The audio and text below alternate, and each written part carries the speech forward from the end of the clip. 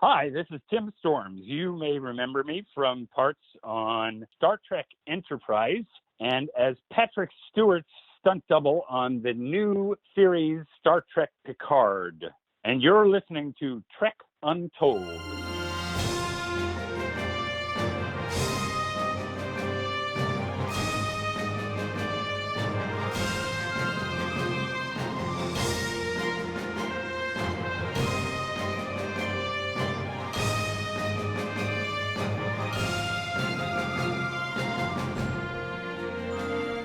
Welcome back to Trek Untold, the Star Trek-inspired podcast that goes beyond the stars.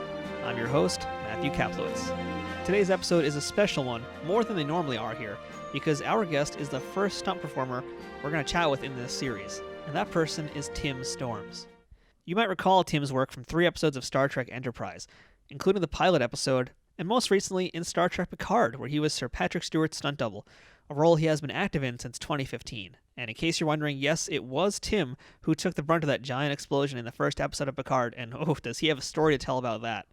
Tim has been in tons of things you've seen, from The Matrix, Agents of S.H.I.E.L.D., Bulletproof Monk, 24, Grimm, Sam Raimi's Spider-Man 2 and 3, and a bunch more. But because he's a stunt performer, you rarely see his face. That's the work that these folks do. And ultimately, that's the life of a stunt performer when they're acting, as invisible warriors who do the things that other actors can't and won't do. And that means hiding their faces from the camera so that the audience never knows it was someone else doing that important stunt. In the case of Tim, though, you actually have seen his face when he was a Vulcan commando in Enterprise, but most of those other roles, you would never know he was on screen unless he pointed it out for you. Case in point, watch Picard and see how many times you think you could spot him. Some are certainly more obvious than others, as you're going to learn today. Just a quick note, I do want to apologize in advance for the tinny audio in this interview. I'm not sure what happened when we recorded, but it got a little bit funky for this and one other episode that I recently recorded. But by the time these air, that problem should have been sorted out and won't affect any future episodes. Before we begin this episode, I'd like to remind you to follow us on Facebook, Twitter, and Instagram at Trek Untold. One word, no spaces. You can also support our show by visiting patreon.com/TrekUntold. If you're already following us or offering your support in any way, thank you for your help. Most of all, please make sure to subscribe to this podcast and leave a rating and review wherever it is that you're listening to it. This helps more people find us and hear the show. And I'd also like to make a quick shout out to our friends at Triple Fiction Productions, who make some great 3D printed Star Trek inspired products for toys and people, but you're going to hear more about them a little bit later. Now, without further ado, let's beam up this week's guest. Computer, access interview file. Affirmative. Initiating program. Welcome back to Trek Untold, and joining me now on the other side of the line, we've got stuntman extraordinaire Tim Storms. Tim, how's it going today? Great. How are you doing, Matthew? Not too bad. I'm very excited to get you on the show today because you are the first stunt performer we're talking to, and I think it's a real part of the industry that gets overlooked a lot. I worked on a documentary a few years ago about New York City stunt performers and what they go through, especially being in New York during the real boom period for stunts. It was a real eye-opener, and I'm really excited to be able to get your knowledge and information out there to folks who also might not be too familiar with what a stunt performer does. Awesome. So, Tim, my first question is the same question I ask all of our guests, and that is, what is your earliest memory of Star Trek? I was born in 1966, so that was the original series came out in 66 as well. So I didn't get to see that live, but I definitely grew up with watching the reruns of that in the early 70s. Really, really loved that. That's still one of my favorites. Then as I got into, I believe I was in 9th or 10th grade, and then Next Generation came into play, and I really fell in love with that. So you grew up in Minnesota, so tell us a little about who your parents were, what it was like growing up there, and what you wanted to be when you grew up. I grew up in small town Minnesota.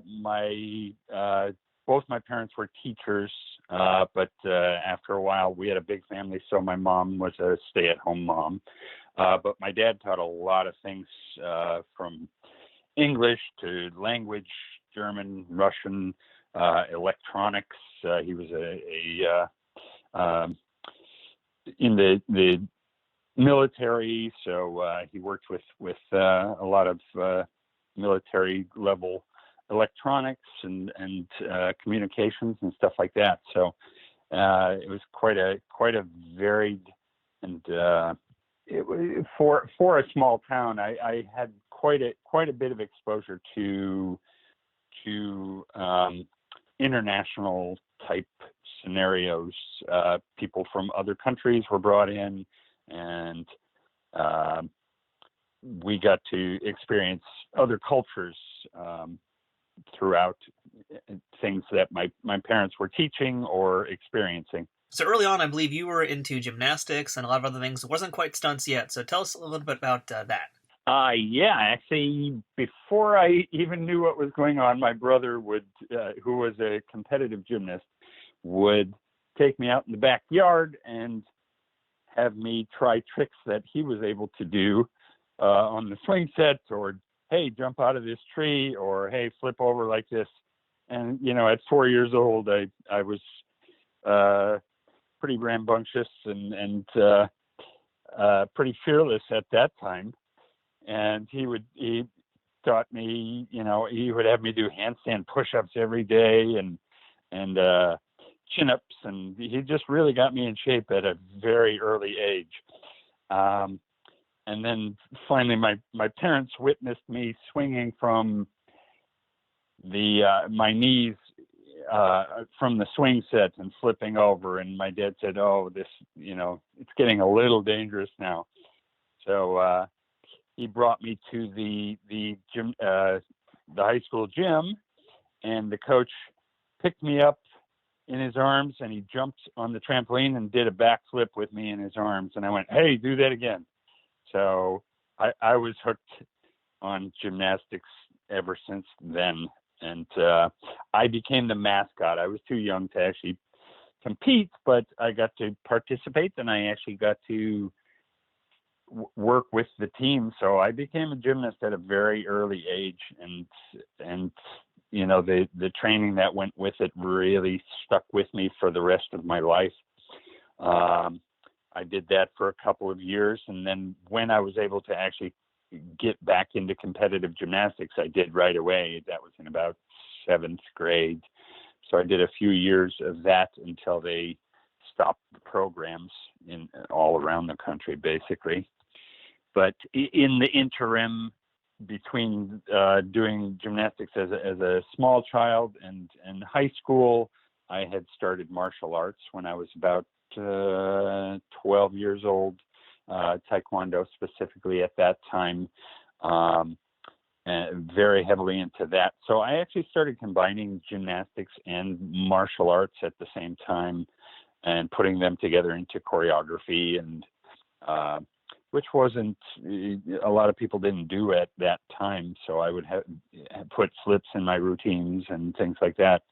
So then eventually that led to choreographing fake fights for various small theatrical shows and small productions in the area. And it went on from there. So I started choreographing fights and doing theater and things like that at a very young age. So it all kind of gelled together for me without me even trying. It was, I was presented a lot of great opportunities, and I just happened to, capitalize on all the things that I really loved to do, which was great. So you're dipping your toes in stage combat, essentially, and choreography. You're doing gymnastics, you're doing martial arts, and I believe from then you also started to learn how to become a clown and a juggler, as well as then studying classical and musical theater. So you can tell us about a little bit of that and where you studied for all of these various things. Yes, I before I even went to college, my buddy taught me how to juggle, and we put together a troupe. So then we started incorporating all of those things: gymnastics, tumbling, circus, performing, clowning, together. Another opportunity that presented itself was there was a festival in our town that my parents helped to establish, and that brought in a lot of performers from around the world and around the country. And some of those performers were actually jugglers and magicians and mimes and acrobats. And so every summer I was able to get exposure to some of the top performers in those realms. And I would just try to keep in contact with them and learn from them and understudy them as much as possible. Some of the top jugglers in the world and top clowns and mimes. I really enjoyed that. So it's as a kid at my age, when normally you sit around bored and look for things to do, I was able to actually work on skills that I was able to make money off of and perform. So I started performing, as a paid clown and acrobat at about 15 years old. Yeah, it's a pretty intensely diverse set of skills you had there. And I'm curious now, how does this lead you down the road of working in stunts? Well, that's a long, circuitous path as well. As you said, I went to after high school. I was still performing as a clown and juggler, and I went to school at an offshoot of the University of Minnesota called Mankato State University. And at that time, I thought I was going to be an electrical engineer. So I applied for that, and I was ready to go with that. And at the last minute, somebody brought up that there was a scholarship for the theater department there. And I said, "Oh, what the heck? I like theater too. Maybe I'll try this and see if I can pay my way into school a little bit." So I applied, and lo and behold, I got the scholarship, and I went, okay, I'll do this for the first year, and then I'll go back to the electrical engineering. Never happened, of course. So from the very beginning, I'd already done some local theater and performing, as I said. So I got hooked on Shakespeare and classical theater and musical theater, which I got my degree in classical and musical theater. And I just never turned back after that. It was an amazing transition for me because I was actually a very shy kid when I was little, and performing was when I was on stage, and still to this day, performing is my escape. I was scared to death to give speeches and to talk in public, and when I was on stage, being another character was really, really great for me to get into another character and to be able to express myself and not feel that pressure. And that was a huge transition for me. So while I was in college, while I was taking these theater courses, of course, with classical theater, you have to learn how to sword fight and use weapons and do stage combats. And with my background, my teachers noticed that I was able to teach these things already. So they took me on as basically an apprentice. And I started teaching in my undergraduate some of these courses for stage combat, which I had picked up very quickly. And it all progressed from there. So, I was doing weaponry, and I still the gymnastics and clowning, and it all just really was an amalgamation of all those skills that I'd done for fun and loved as a kid and all the time growing up. And it was amazing to me that, you could put it all together. Yeah, it sounds like it was a very natural transition for you as well, because you had all this diverse skills in your background already, so it wasn't, that difficult for you to just jump into that world. Yeah, exactly. But there's other things you can't really train for necessarily, things like stair falls, wire work, some other things, getting hit by a car, things we'll talk about as we go into this interview. I'm definitely curious about how you picked up some of those abilities. But let's talk now about what your very first professional stunt job was on a show or a movie. Very first on a show or a movie, it was in college. It was really, a small pratfall, and that's usually the way people progress. It was a local, I think it was a commercial in the Twin Cities, and I just had to fall down, and it didn't seem like it was any kind of transition from what I'd been doing before. As you said, it was a very gradual transition.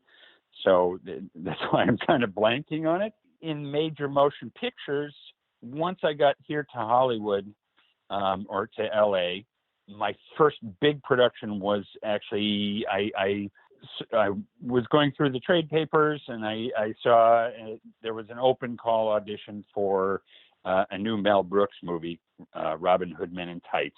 So I went down to Hollywood. I stood in a huge line for a couple hours. I went in through the cattle call. We had to do some sword fighting, pratfalls, little gymnastics if you could, and a little fighting. So I went through that. I started walking out the door, and they said, "How'd you do on the archery?" And I went, "Oh, I didn't know there was archery here. I don't have a bow." And they said, "Oh, they have a couple bows over there." So I went over to the station that they had for shooting bow and arrow, and picked up this tiny little bow and shot 4 bullseyes.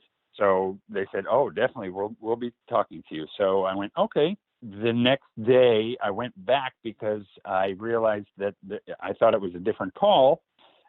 They wanted more acrobats and jugglers and things like that, which were specialty acts.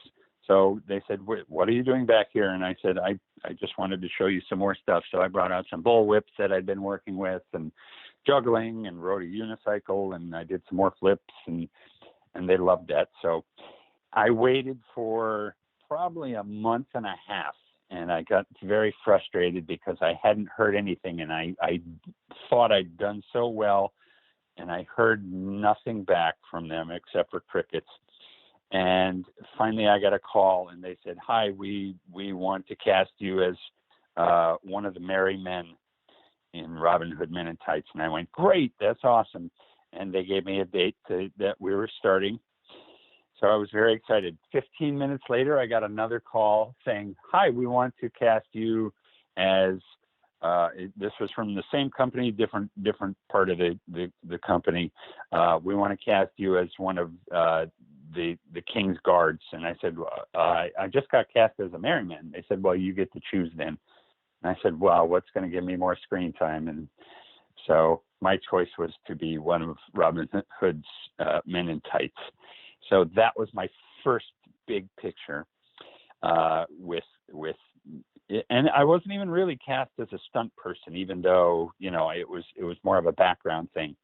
Once we got on set with that, we went through a lot of scenes, and I was happy to say that I kept getting featured in a lot of the shots, and Mel Brooks, in fact, would come up and talk to me and ask me my opinion, my humble little opinion on, if things were funny or not. And he liked what I did, so that he would put me in the front of the shot, or even give me, little bits to do at certain times, which actually made it in the movie at certain points.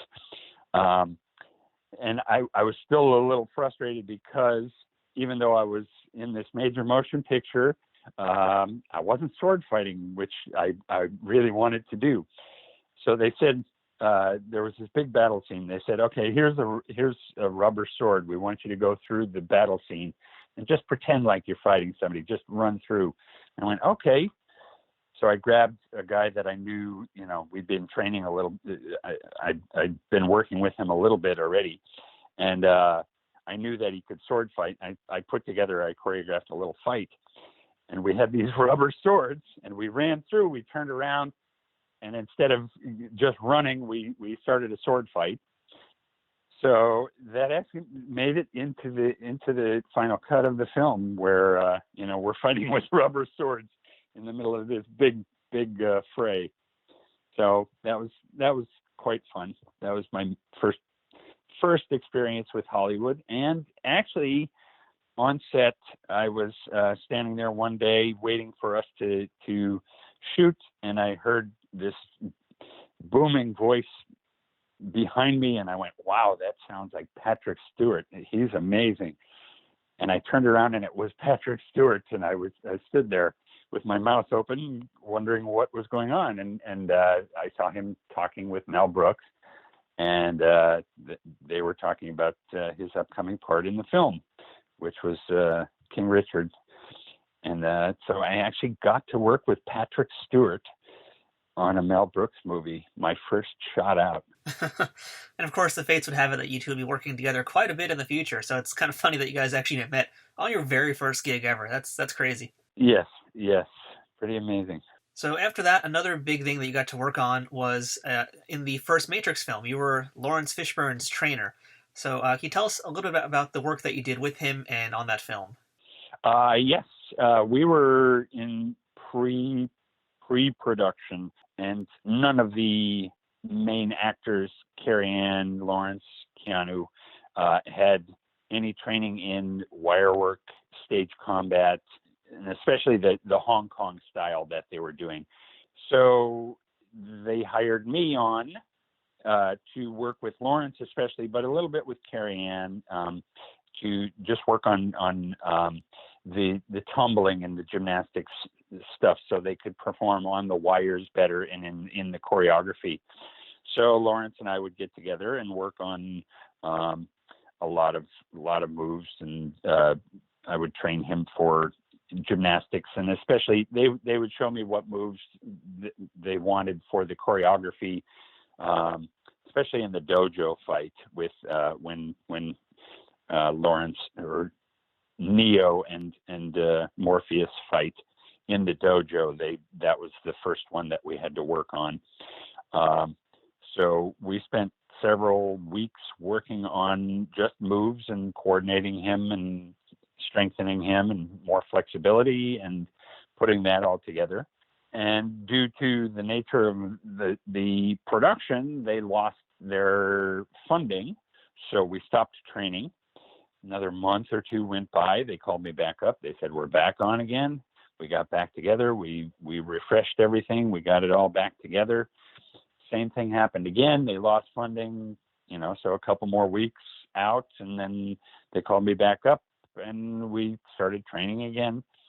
So basically I was the liaison between the Hong Kong choreographers who didn't speak any English at all. So anytime they had a move that they wanted, especially Lawrence, to do that they couldn't explain or they needed him to work more on, they would assign me to do that with him. And then that really got me interested in the wire work that they actually were doing, because I'd already been doing martial arts, and I understood the wire work because I'd done a lot of spotting. When it comes to gymnastics, we use rigging that's very similar, and I was able to translate that for the actors pretty well and figure out what they wanted. So that's where I was able to jump in. Oh yeah, I was wondering how you got into that wire work part of things. So before I talk a little bit more about that, though, I did want to ask you, how was Laurence Fishburne as a student when you were teaching him all these things? He was fantastic. He was just he when he started out, he was not that coordinated or adept at movement, and definitely wasn't a martial artist. But he worked his butt off. All of them did on that movie. That was the best part about the initial Matrix. The way they worked, they allotted a lot of time to training the actors from the very beginning, and they wanted the actors to be able to do a lot of their own movement. So that process really changed the way that we work here in America and around the globe. They've been doing it in China, in Hong Kong, for a long time already. So the actors do most of their own action, and they have a much longer rehearsal period, and they train them much more. But that really changed the game when it comes to what we do here. Lawrence especially was so gung-ho, but in the beginning, that's what he was pretty hesitant about throwing a lot of the moves that they asked him to do. But then once we were able to break it down, and he was able to see that it's a process, not just just go do the move. When you work progressionally and you show them little bits and pieces and parts of the movement that they're being asked to do, and then you put those things together, then people are much more comfortable with that. So once he got a hold of that concept, he got so much better at what he was doing, and he threw himself into it. It was great to see his progress. And of course, got to keep in mind, this is 1999, so wire work is, as you were saying, still very new to America. This was really the boom time for that stuff, because you had Crouching Tiger, Hidden Dragon come out a little bit before The Matrix. So for someone like yourself who's working in LA, working in the industry, where do you go to learn more about doing wire work? As I said, I've been teaching gymnastics for years and years. I've always coached gymnastics since I was in college. I would run on my lunch break over to the gymnasium and coach the recreational classes in gymnastics. And in that process, a lot of times, coaching is we're using spotting rigs. And once I graduated college, as soon as I came out here to LA, the first thing I did was go to a gymnastics gym and get a job there. So I had a part-time job coaching gymnastics, which I'd always kept throughout my production years. So I was always still involved in the gymnastics world, and I was able to use those facilities that I was still coaching at to practice. And then I figured out, rigs that the stunt people used, and then translate that into, the Hong Kong style, and just looking at, watching choreography in the old Hong Kong movies, Jackie Chan and Jet Li and things like that. I just started experimenting, and it just progressed from there. So then eventually, I started being used for different movies where we were using a lot more wire work, and then, it just snowballed. And then we would train on the job, and we would figure out choreography, and we would do the same process that we used on The Matrix, where, we would spend a lot more time rehearsing the choreography, which was not a typical Western style of choreographing. And, we would work on just wire tricks. In that process, I connected with, I started my own stunt team, and that I brought on a guy named Sam Hargrave, who's now one of the top stunt coordinators in the world. He coordinated the Marvel movies, Avengers, Civil War, and he has got a movie coming out now that he actually directed, Extraction, with Chris Hemsworth. But he and I basically, we would have our guys together 2-3 times a week, just working on choreography, working on skills, working on tricks, putting together filming techniques, working on wire work techniques, weapons. And so it all progressed from there. I was still teaching gymnastics. I was teaching wushu kung fu by this time, which I still teach to this day. So I'd always been involved in a lot of aspects of teaching, and that helped me keep my hand in the game when it came to, progressing and learning and understanding the art form. So not long after you worked on The Matrix, you went over to work on Star Trek Enterprise. And you were in the pilot episode Broken Bow, where you played a Sullivan, and then later in Future Tense from Season 2, and again, another alien character in Season 4. So I got to ask, what is the casting process like for a stunt performer on a Star Trek show? When it comes to stunts, a lot of times the stunt coordinators look to the people that they know. And I'd known the stunt coordinator for a while. We'd worked on several shows together already, and he knew my skills. And I'd invited him to my rehearsals for other things, and he'd coordinated me on several other shows already. he knew my skills, and he knew, you talk about what you're doing, and you see what other people can do. So there was a level of trust that the stunt coordinator knew that I could get the job done.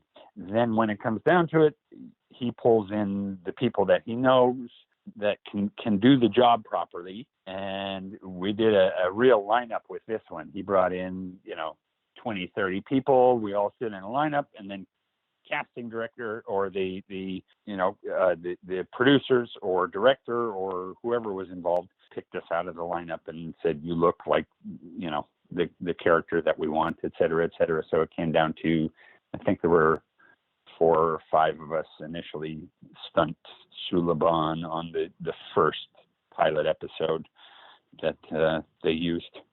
Now, just so our viewers who are watching these episodes back after this episode airs know, can you tell us which stunts you performed on those episodes so we can pick you out?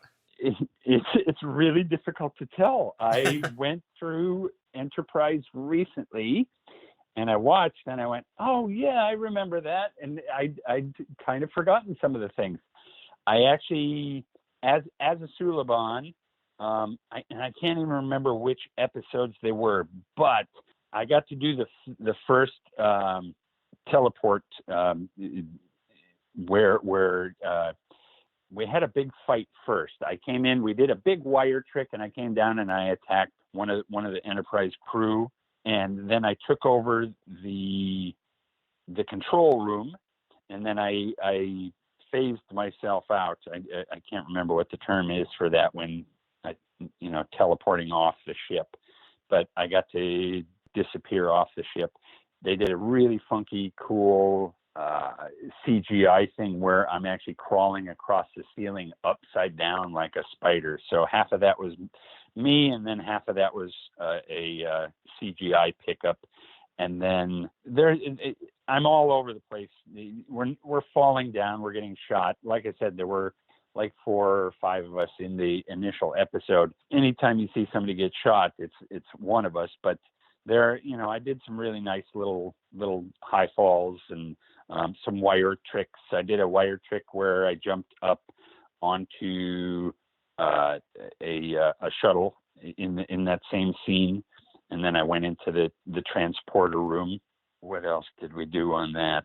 It was actually, I complain about it to this day.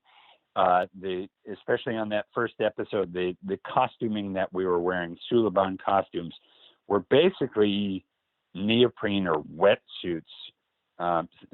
So pretty thin costumes with no room for padding. So when we had to take a fall, we really took a fall. And the hardest part I found was when we were on a spaceship, there's no room for error when it comes to falling, because you're falling. We had metal grating on the decks of the ship. So we were falling down basically on metal grating. I remember doing one back fall where I was just hanging from my back from a ladder or 2 ladders and a 2x4, and I had to let myself drop onto my back. And that was quite a thumper. There were a couple of things where they had me jumping in through a porthole or it was a horizontal hole in the floor, and they didn't show the flip, but I did a front flip through that, and I dropped down about 10 feet down to the next deck.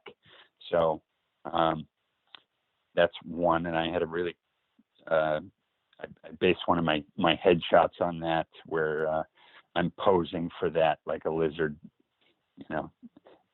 jumping through a hole, a gopher hole, basically.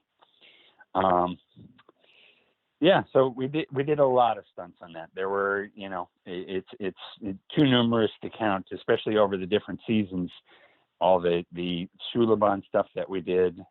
And then on a couple of the episodes I played, or an arc, I played a Vulcan Commando, which was very fun to play. So we got to do a big fight with Archer and Scott Bakula and T'Pol.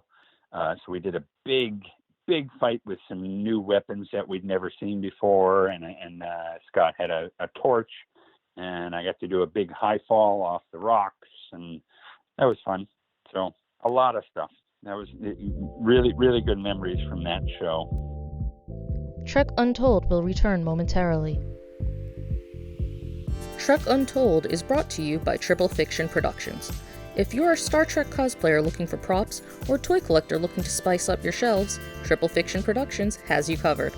Triple Fiction Productions produces affordable and unique 3D printed Trek-inspired products from the original series, Next Generation, Deep Space Nine, Voyager, Enterprise, and the movies. You can expect the same amount of care and attention to detail in any of the items in their catalog, whether it's a prop replica for use in a fan film, or part of a cosplay, or accessories and playsets for figures from Playmates, Migos, or Diamond Select.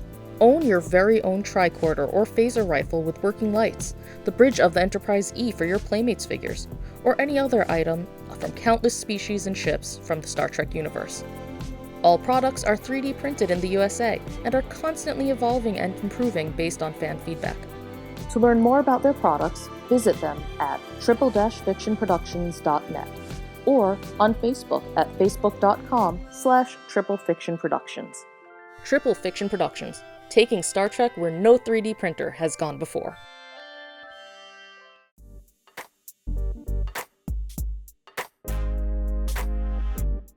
Wrestling is on two levels right now. Either you all in and having a good time with what's going on and enjoying the body slams, headlocks, submissions, and the tope suicidas, or you're just pissed the hell off at what's going on in the wrestling landscape. What kind of wrestling podcast has the same kind of dilemmas? Your guys here at Turnbuckle Tabloid. Jada Santine Olski is here to bring to you the ridiculousness, the buffoonery, the nonsense, and all that is just straight wrestling. We're here with that opinionated New York swag and the ridiculousness that goes along with it. Get us on Spotify, iTunes, Google Play Music, Google Podcasts, wherever you get podcasts. Turnbuckle Tabloid, you don't want to miss it. And we're here every week, unlike some wrestling promotions. Laters. We now return to Trek Untold. So how did you like working with Scott Bakula in that case, and the other actors you actually got to share the screen with? Scott was another one that was fantastic and really, really there for you as a lead. He wanted to do the fight. He wanted to make it look realistic. So, I had to, I think, kick him in the stomach one time, and I, we know how to check our hits as a stunt man. But he said, give me some more, I need to really feel it so I can motivate what I'm doing. So he was quite adamant about making things look real and strong and fast and what you want in a good fight scene. And he was just very, very giving as an actor and as, somebody that was driving the scene and the production and the show. He was the captain. It was really cool to be there, even though I was fighting against him most of the time. He was just such a really nice, giving person. Now, all the roles that you played on Enterprise involves you wearing some prosthetics, alien makeup, and as you already mentioned, costumes that don't necessarily give you a lot of space to pad up and protect yourself. But I'm curious about the prosthetics that you wore. So what was it like for you to have to wear all this makeup and still perform the stunts at your level?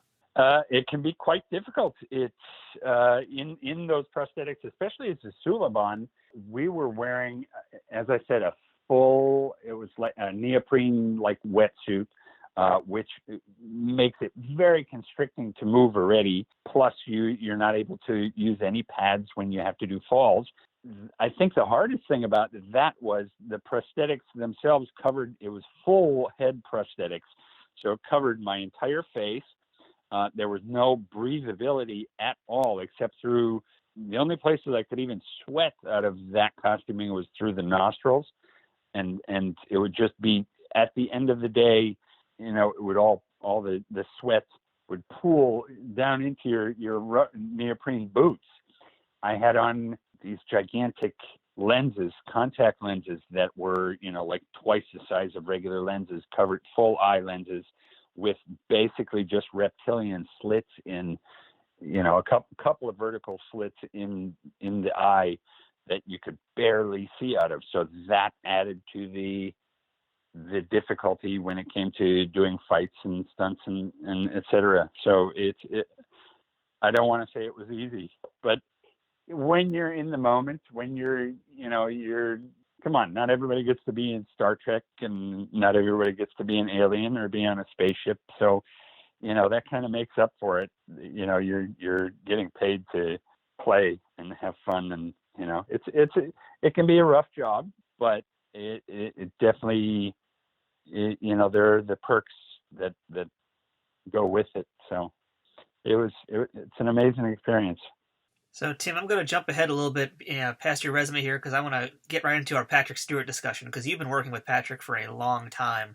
And in fact, the very first time that you were his double was for his show Blunt Talk, which was his dark comedy series about a British newscaster in LA. So I'd like to hear about your experiences on that show and how you got cast to become his double, because I imagine that's not a very easy thing to come by.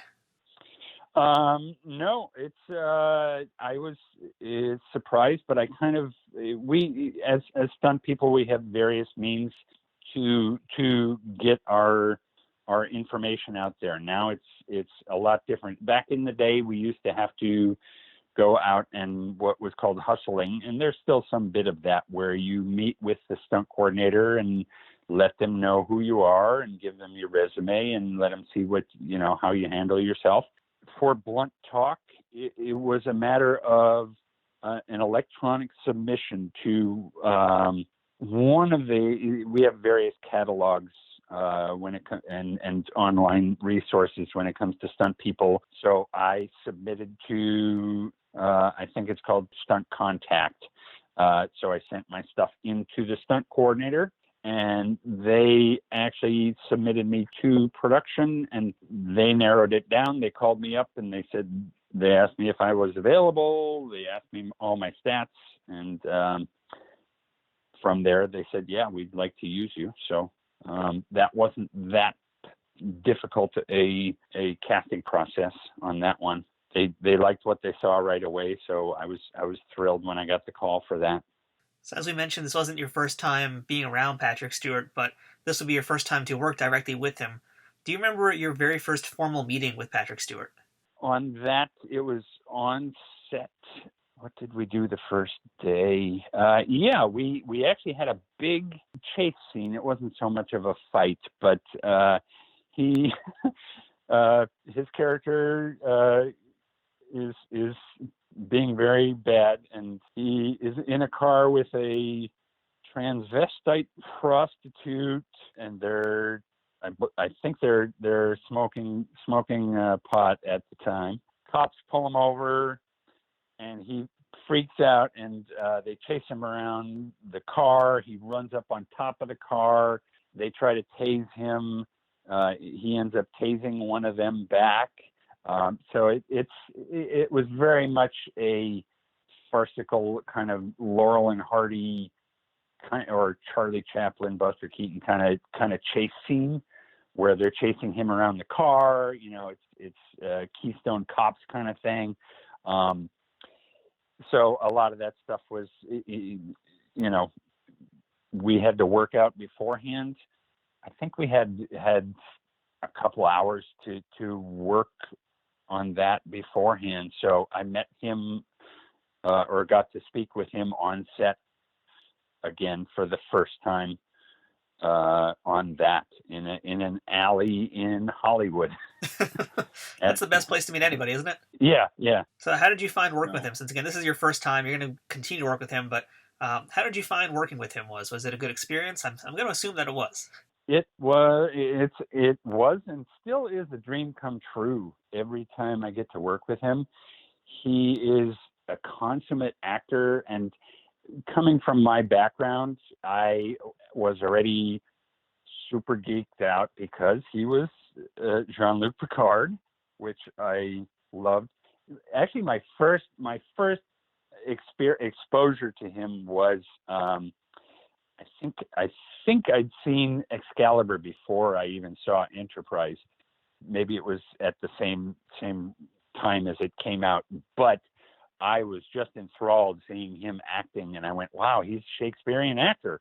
And that really drove my intentions to be a classical actor. So he was one of the huge driving forces for that for me. So just getting to meet him, which I'd already, when I met him on Robin Hood, I was already truly geeked out. But then when I found out that I got to double him, that was, a gigantic thrill. Beyond that, I didn't get to really talk to him much on Robin Hood, but on Blunt Talk, I got to sit there for a while, and in between shots, we'd talk about a little Shakespeare or a little this and that, and, just life experiences, et cetera, et cetera. So he's just an amazing person, and he's so humble and real and down to earth and knowledgeable. The neatest thing was he would talk about things that weren't in the realm of what we're doing. We'd talk about everyday life and just life experiences. And, even still to this day, when I find out he's done something or, something that he knows about, and it just amazes me how knowledgeable the man is, and how, it shows in his work how much he brings to a character, how smart the man actually is. So I was very impressed with that. Him as a person, his work ethic is beyond compare.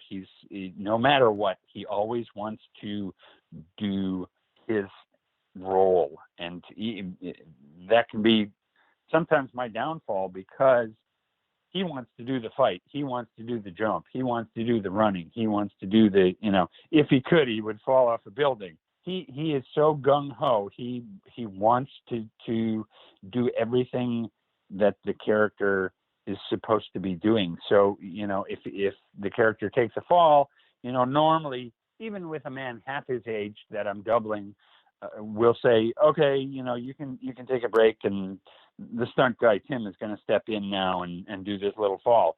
Patrick's not like that. He says, oh, but I want to do this part of it. And he jumps right in there, and we have to hold him back, actually, from going for full out and trying to do all the stunts and movements and, all the action that he's given. So his work ethic is beyond compare. Even just running in scenes when he's not on screen, he insists on being there, feeding the lines to his fellow actors. And a lot of times, actors aren't always that way. It's like, oh, I'm not on camera, so I'll be over here, and I'll dial this in. And he's not that way. He's there doing the scene with you and giving you something to work off of, and it's pretty amazing. So as we mentioned, this wouldn't be your first time, and it wouldn't even be your last time, because you went on then to work with him again on Logan, as well as with Hugh Jackman. So what do you recall about working on Logan with all of them? Another amazing experience. I'd also been a gigantic X-Men fan. We were in the middle of filming, I believe, the last episode of Blunt Talk, and I found out that I got the job on Logan, and he came up to me, Patrick Stewart came up to me and said, Tim, I heard we'll be working with you, and you're going to be working with us on Logan. And I went, yeah, I just heard. How? Okay. And he said, it sounds like a really great script. And he started telling me about how much fun we were going to have. And I was just amazed with that. And that was quite a surreal experience, because, they flew us off down to Louisiana, and first day on set, I get into the trailer, and I'm talking to my makeup person, answering some questions. And all of a sudden I hear, hey, buddy. And I look over, I didn't hear it at first. And he said it again, "Hey, buddy." And I looked over, and Hugh was talking to me, and I went, "Hi."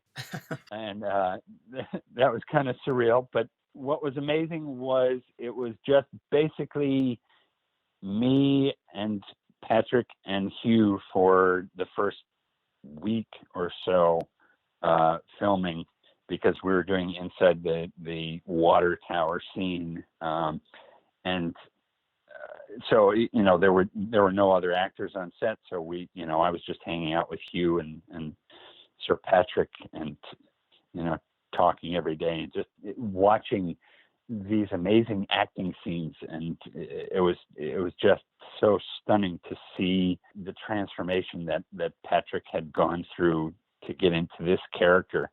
And he told me that, I had to follow him on this, because on Blunt Talk, he weighed a whopping 155 pounds. And he before we were even done filming, he said, "I'm losing weight for this." And I went, "Okay." So he and I have always been pretty much exactly the same. Now we compare to the pound. We're always exactly the same weight. But he went down to 142 pounds, I believe. So he lost a lot of weight. And I went, "Oh, how am I going to do this?" So I really dieted down. I think I got down to 144 maybe. But he really dieted down, and it got totally emaciated for that. So that was quite a process. And they would fly me in and out when they needed me for different scenes. And so I was going back and forth between LA and Louisiana and Mississippi, and they were flying Patrick in and out. And so that was a whirlwind. It was pretty crazy. It sounds like an amazing experience to not only be around, again, Sir Patrick, but also then to be around Hugh Jackman and to watch both them actually work. Did you learn anything while you were on set while they were doing their parts?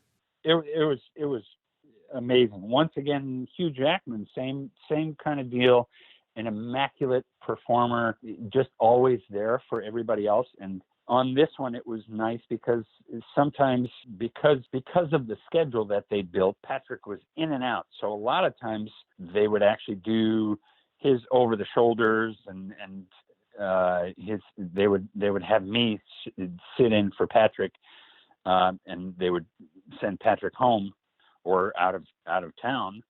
And I, in a lot of, especially that scene, you see me, it's my arm, that Hugh is injecting, and some really fun stuff. It's hard for me to even tell the difference. It's hard to see what parts of me they used and what parts of Patrick they used on different parts of the scene. Yeah, that's awesome. So let's fast forward a bit now to more current events, where you doubled Sir Patrick again on the first season of Star Trek Picard. So you were there for basically almost the entire shoot, I believe. So just talk about what it was like to work on that show. And just, again, it seems like it's a very different environment as opposed to like the set of Star Trek Enterprise. So just tell us everything you remember from being on that show. It was really great for a season too, gotta say. Yes, it's very surreal, and it's a dream come true. I love the show, and when they really kept it under wraps.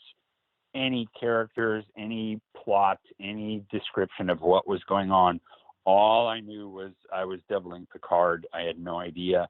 So for the longest time, all through shooting, not a lot was revealed to anybody. It was very, very hush hush. And in fact, it's we were under a non-disclosure agreement to not reveal anything, couldn't take any pictures. The show itself is amazing, and yes, I was there all the time. Once again, Patrick's schedule was built that the whole show revolves around him. So there are very few times that he doesn't have to be there. So I was a lot of times just their backup if they needed, a photo double, which is they need a long shot, from 200 feet away, they would be able to put me in, or they need an overhead shot where you can't tell it's him or not. So I was doing quite a bit of photo doubling on that as well, just doing general movements and filling in. And even, there are some times when it's not a real stunt, but he's involved in scenes where he's not always doing the action, but he could be put in danger that they have to keep me in there. So a lot of times I am the safety person to actually make sure that everything that he's going to be doing on the day is safe. So I'll be doing that through camera setups and stuff like that. Whereas if they just put a stand-in there, the stand-in wouldn't know all the ramifications of different scenes, what could be dangerous, what, just going up and down a dark set of stairs on a set like that can be a dangerous thing. So I like to, really stick close to Patrick and make sure that everything is copacetic when he's even just moving through the set, because those sets can, there's a lot of stuff going on. There's a lot of camera equipment that we don't typically use on a little comedy. On Blunt Talk it was much easier. Even on Logan it was much easier. You're placed in a certain spot, and on Star Trek it's back and forth, and the dark sets, and it's a spaceship, so there's always platforming and things that you can step off of, and you could trip off of, fall off of. So there are a lot of safety protocols that we have to implement when it comes to just the filming procedures. So that's what, I was definitely involved in a lot of that. And even on some days, when we didn't have major stunts, there's the stunt coordinator on that show, Scott Rogers, who I've actually worked with a lot, is awesome. He comes up with the major stunts, but when there's just a little trip and fall or a little hit or something like that, he trusts me to actually coordinate those things for him, so he can be working on the bigger stunt things. It's like a second unit kind of thing when it comes to a big show like that.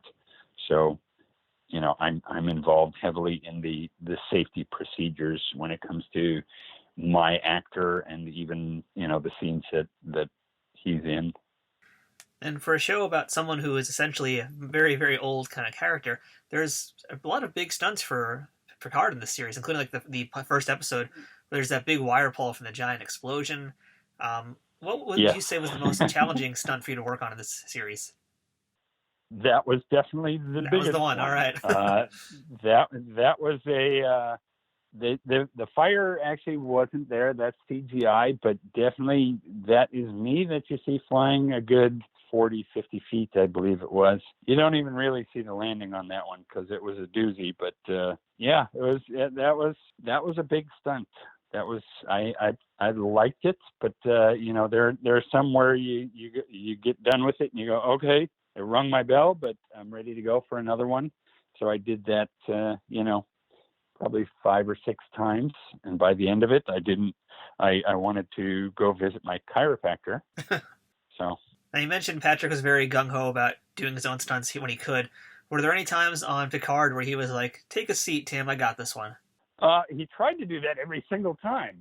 He's the star, and nobody wants to stop him. Even I don't want to stop him. It's physically, that was the entire purpose, like on The Matrix. If we can get an actor to do their own action safely and be able to do it again and again, then we want that to happen. There are some times where I know, and that's the benefit of being able to, that I've worked with Patrick for so long now, is I know his physical capabilities, which are amazing for a man of 80 years old. He still impresses me to this day. and I know his capabilities. I know what he is not able to do for sure, and what he might be able to do with a little coaxing.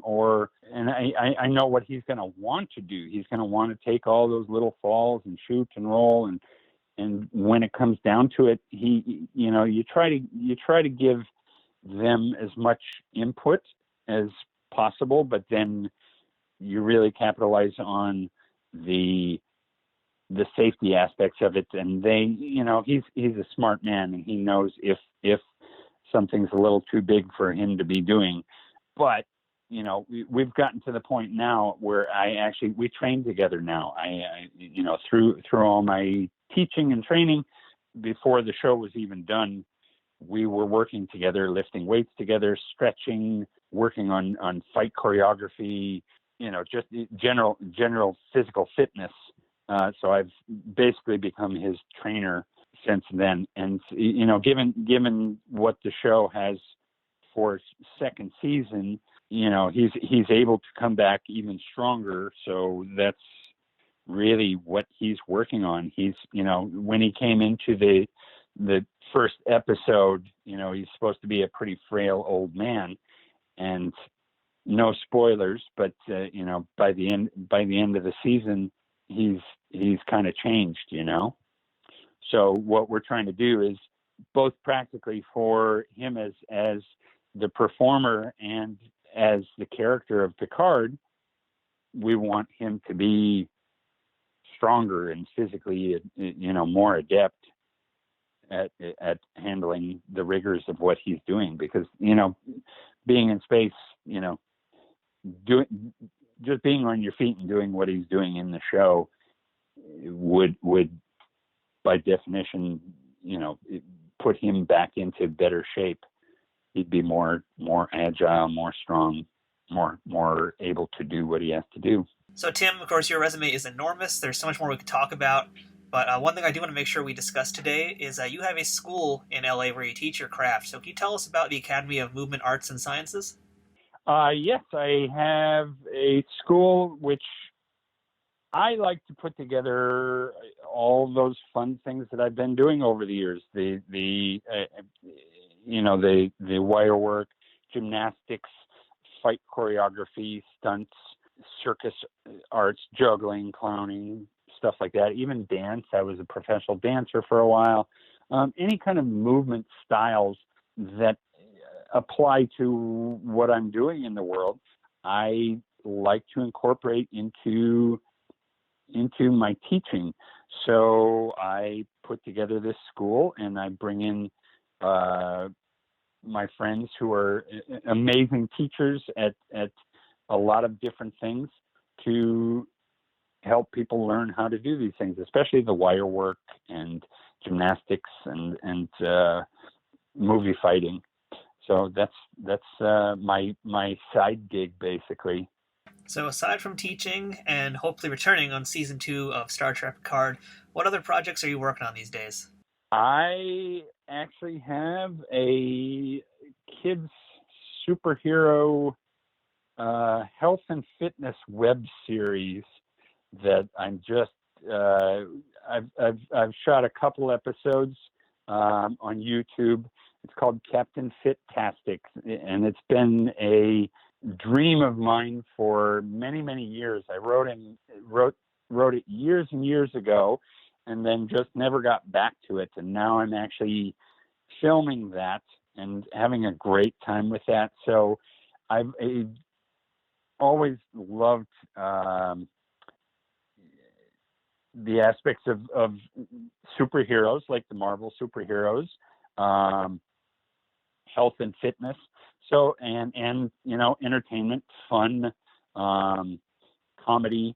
So I've put it all together into a little web series, and I'm having a great time with that. So that is actually a couple episodes online now, which are just kind of testers, but that is really coming into its own, and I hope to really expand upon that and make it a bigger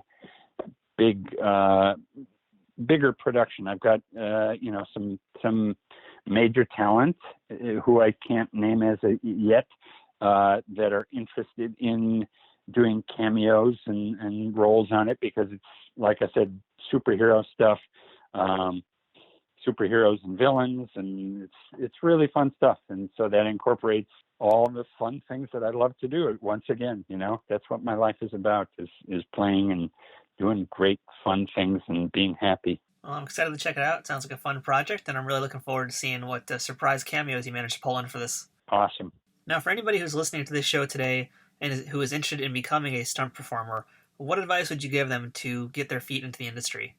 Learn how to act, and don't think that it's going to come right away. I get asked questions about this every single day. How do I get into a show? How do I get on a show? How do I do stunts? And the first thing that you have to learn is actually, and it should be by very nature of it, a very slow progression getting into it. No matter how talented you are as a swimmer, a gymnast, a dancer, a martial artist, those skills can definitely assist you in what you want to do if you want to be a stunt performer or even an action actor, but there are definitely not the full capacity of what you should be doing. You have to learn how to do movie fighting. All of these things are art forms in themselves. Learning how to drive, stunt driving, which is a whole different course. Learning how to do wire work, which, we teach. Learning how to do movie fighting, which, I teach. Learning how to move the way that we need to move for film and performing is a whole art form in itself. But first of all, get that love of performing. It's not just falling down. Stunts is not just, falling down. If that were the case, then, we would be much more expendable. I have to know how to fall down and do that 20 more times without getting hurt too badly anyway, and make it look realistic. So I'm acting at the same time. So I would definitely suggest to anybody, learn how to act, take a theater class, and learn how to perform, and learn the difference between the realistic things that happen every day, which are not always so exciting, and how to make the fake things that we do look realistic, and how to make them look good, whether it's sword fighting on stage or falling down, or just a slapstick a hit or a fight scene. You have to be able to sell all of those things. So that would be my biggest advice, is learn so much about performing before you try to take a fall, because the fall is actually the easiest part after you learn how to control everything else. That's very good practical advice. So Tim, last thing for you today, what is the best thing about being a part of the Star Trek universe? I get to be on a spaceship every day. I get to see the stars, which, literally it's amazing. And it's the way they've set up, especially Picard, is we're on a real, it feels like a real ship. All the lights and vibrations and smoke, and there's, we're surrounded by a big blue screen a lot of the time, but sometimes, there's a star field out there, or, so I get to see space, even though it's not real. It's the closest thing that anybody can come to it without paying, $3 million to really fly around the moon, which, I'd love to do someday, but I get to go to space, and I get to be I get to be every once in a while, or pretend that I am Jean-Luc Picard, which not many people get to say. And I get to work with amazing, talented actors like Patrick Stewart and the entire cast. And it's just, another dream come true for me. I love it. So yeah, thank you so much for all your time and all your knowledge today. Awesome. Thank you, Matthew. So that was our discussion with Tim Storms, and he's got many more good stories where that came from. It was a real pleasure to hear some of those today, and I look forward to chatting some other time with him to hear more of them. The set of Star Trek Picard was extremely tight, as Tim mentioned, and in an effort to keep the show as spoiler-free as possible, this meant locking down the set from photography of any kind. But if you check Tim's Instagram at StormsTim, you'll see one pic he was able to post from the show. Him in his Chateau Picard outfit, hanging out with number 1. And also, since I mentioned it during the episode, I do want to give myself a little bit of some shameless self-promotion, and I mentioned that I worked on a documentary about stunt performers. Well, if you go over to Amazon Prime, you can look up Concrete and Crash Pads to take a look at that documentary that I directed, produced, and edited, alongside Stephen Kepfer. We did that in 2016, and I think it was in about 10 film festivals, and did pretty well for itself. It's about 30 minutes long, so it's really pretty quick in and out, but if you want to get a better look at some of the things we discussed today, and just an overall look at the stunt industry, check out Concrete and Crash Pads on Amazon Prime. We're going to have a link below for that as well in the description for this week's episode. So, thank you for listening to this week's episode of Trek Untold, and if you haven't already, please subscribe to the show, and if you can, leave a review and rating. We'd appreciate it very much. You can also follow us on social media. Just look for Trek Untold on Facebook, Twitter, and Instagram. We'd love to hear from you, and let us know what you think about the show. If you'd like to support this podcast, check out patreon.com/TrekUntold to learn how you can keep our ship operating at full power. Once again, thank you to our sponsor, Triple Fiction Productions, and shout out to Scott Ray for setting up this interview. If you'd like to book this week's guest for a convention appearance or an autograph signing event or anything else, you can email Scott at scottray67@aol.com. This has been Trek Untold.